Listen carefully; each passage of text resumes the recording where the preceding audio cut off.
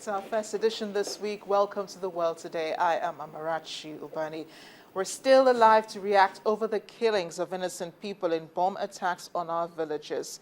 As a statement issued by Pakistani Taliban after it claimed responsibility for killing at least 28 people at the country's largest airport in an attack on Sunday.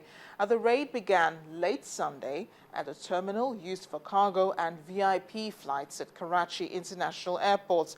Following reports of fresh violence early on Monday, airport officials said the siege was now over and flights are set to resume in the afternoon. Karachi has been a target for many attacks by the Taliban.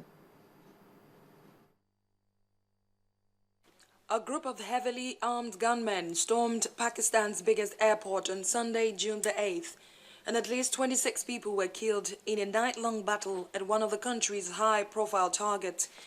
The assaults on Jinnah International Airport in Karachi, Pakistan's sprawling commercial hub of 18 million people, took place as Prime Minister Nawaz Sharif's government tries to engage Taliban militants in talks to end years of fighting.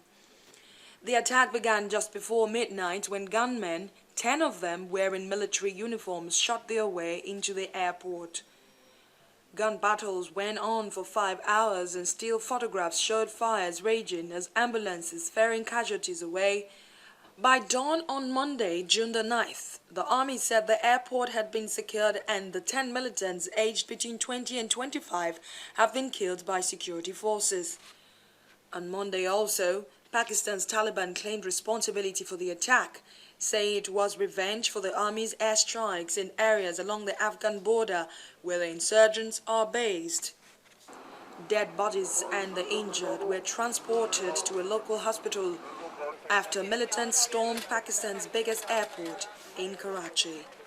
Dr. Simi Jamali, in charge of the Jinnah hospital, said several bodies and 12 injured were brought to the hospital, with some in critical condition. 12 injured were brought here, including rangers, police and ASF staff. We have shifted 4 of them to the operation theatre, some to the wards, and discharged the rest after giving them first aid. We received 11 dead bodies. 2 of them have not been identified yet. We believe one was from Rangers and the other from the airport security force. The rest have all been identified. Officials said no aircraft had been damaged. Peace talks between the government and the Pakistani Taliban have failed in recent months, dampening hopes of reaching a negotiated settlement with the insurgency, which continues attacks against government and security targets. Violence in the United States. 2 people identified in the killing of 2 police officers in Las Vegas. A set of extremist views. Witnesses said the 2 entered a pizza cafe and shouted, "This is a revolution," before shooting at the police officers. Las Vegas Mayor Carolyn Goodman called the killings a cruel act and praised the 2 officers. Police have not officially indicated what the motive could be, but the Las Vegas Review-Journal has reported that police found swastika symbols in the apartment. One of the officers managed to return fire, but it's not clear if the shots hit the pair. Inside the Walmart, Las Vegas police called to the scene, exchanged fire with the suspects.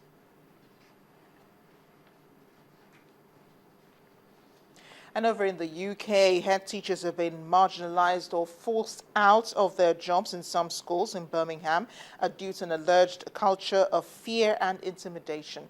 A Trojan horse claims shows findings of hardline Muslim takeovers. The Ofsted chief, Michael Wilshaw, said there was evidence of an organized campaign to target certain schools. However, leaders of one of the schools, Parkview, firmly rejected the claims. Ofsted has carried out inspections of 21 schools following claims in an anonymous letter that hardline Muslims were trying to impose their view on a group of schools in Birmingham. Ofsted claims that 12 schools will need to make improvements and 3 have emerged with praise rather than criticism. And it's justice delayed but not denied for the killers of Russian journalist Anna Politkovskaya, as 2 men involved in her death have been given life sentences. According to Russia's news agency, a Moscow court found the men guilty in the murder case. 5 that were among the 5 that were initially convicted of the crime last month. Ms. Politkovskaya, a 48-year-old investigative reporter and vocal critic of Russia's war in Chechnya, was shot in the left in her block of flats. 3 of the men had been acquitted of the murder, but Russia's Supreme Court ordered the men to be retried. Rostem Makhmudov was found guilty of pulling the trigger and is one of the men who received a life sentence. Well, an unfortunate air accident involving a Eurofighter jet has killed the pilot. He died as he crashed at the military base in southern Spain. The accident took place earlier today at the southeast of Sevilla. The base is shared by Spain and the U.S. Air Force, but only Spain operates the Eurofighter jet. Local media say the aircraft smashed into the ground while attempting to land. Images posted on social media showed black smoke rising from the vicinity of the airbase. Now, it's just 3 days now before the widely anticipated World Cup. Protests, however, are threatening to mar the entertainment and enjoyment of the World Cup, as protesters in Brazil have been rioting against the government. Brazilian police have used tear gas against Sao Paulo metro workers who are striking in support of a 12.2% salary increase. However, Brazilian President Dilma Rousseff has said she would not allow violent demonstrations to mar the World Cup. Sao Paulo metro workers have been on strike since Thursday, creating traffic chaos in one of the world's most congested cities. A state subway company has offered an 8.8% pay rise, but this has been rejected by the strikers.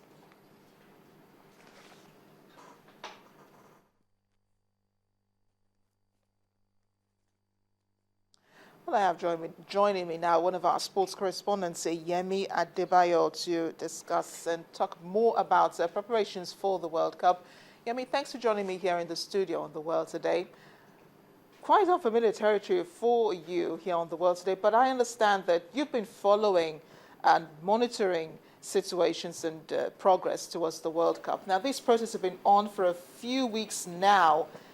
How badly could they threaten the World Cup? I mean, the start of the World Cup itself. Well, it could, because 4.5 million people use the metro line. This strike is the subway workers. This is day 5. A court of Brazil has declared the actions illegal.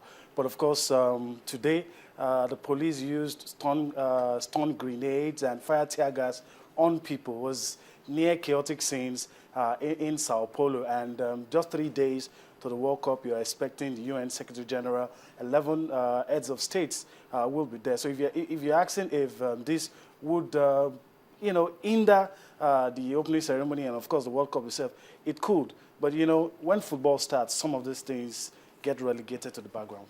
Yeah, but the protests are not holding only in Sao Paulo. There were protests also elsewhere in Brazil.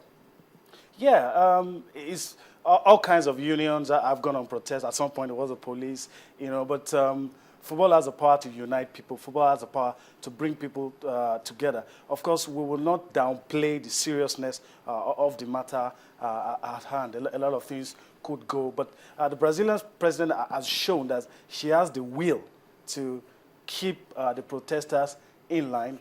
Police came out today, used, like I said, fire tear gas and stun grenades and all that. So the people were kept at bay. The protests going on in other venues, 12 stadiums to be used. They are saying that the World Cup will not go on. But like even in South Africa, things like this happen. But when football was about to begin, everything was relegated to the background. But the protesters are asking for a raise, a 12.8%, a 12.2% salary increase. It's quite strategic that they should be asking for this now because they know they have the government at the jugular. Yes, it actually started with 16.2 or thereabout.